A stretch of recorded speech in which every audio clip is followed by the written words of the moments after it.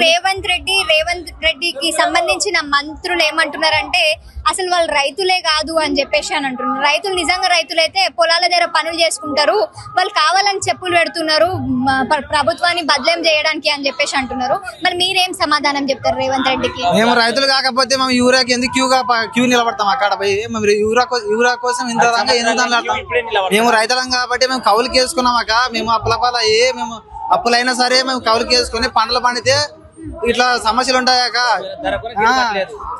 అసలు పెట్టిన ధర కూడా గిట్టుబాటు లేదు మాకు. అసలు ఈ పరిపాలనే బాగాలేదు మాకు. అసలు కాంగ్రెస్ పరిపాలన అసలు ఏం బాగలేదు. ఎన్ని దినాలు ఉన్నా ఇంకా ఇంతే మా బతుకులు. ఈ పరిపాలన ఉన్నంత వరకు మా బతుకులే ఇంత. వాళ్ళు ఎన్ని చెప్పినా అన్నీ వాళ్ళ అబద్ధాలు చెప్తారేమో కానీ మేమైతే అబద్ధాలు చెప్పలేము. ఎందుకంటే ఇప్పుడు మేము చాలా మంది, నేను ఒక్కరమే కాదు, అసలు మేము కౌలుకి వేసుకున్న చాలా మంది ఉంటారు. అంటే కౌలకు కూడా 12,000 ఇస్తామని చెప్పేసి అన్నారు. సంవత్సరానికి వచ్చిందా? అసలు ఇవ్వలే. ఎవరికైనా ఇచ్చినాడే, మాకైతే ఎవరికి ఇవ్వలే. ఇప్పుడు వరకే కౌలు అసలు 12,000 అసలు ఎవరికి రాలే. అసలు రాలేక అసలు. కేసీఆర్ పాలనలో సంతోషంగా ఉన్నారా లేకపోతే రేవంత్ రెడ్డి పాలనలో సంతోషంగా ఉన్నారా? కేసీఆర్ పాలనలో మొత్తం సంతోషంగానే ఉన్నాం అక్క. నిల్లు గానీ లేకుంటే రైతు బంధు గానీ దళిత బంధు గానీ ప్రతి ఒక్కటి కేసీఆర్ హామీలు ఇచ్చిన హామీలన్నీ నెరవేర్చినాడు అక్క కేసీఆర్. ఇప్పుడున్న పరిపాలన అయితే కుక్కల కన్నా హీనంగా ఉంది మా బతుకులు.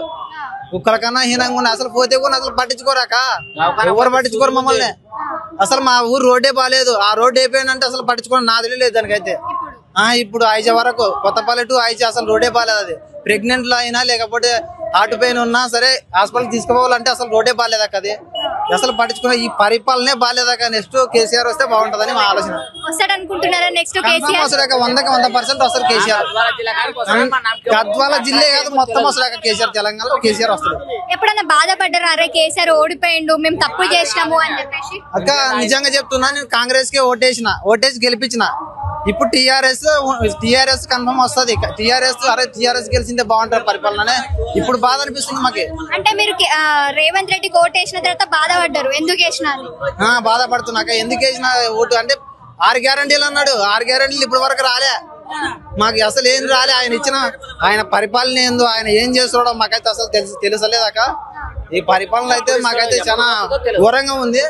కంపల్సరీ 100% కేసీఆర్ అయితే వస్తాడు. నెక్స్ట్ గ్యారంటీ వస్తాడు.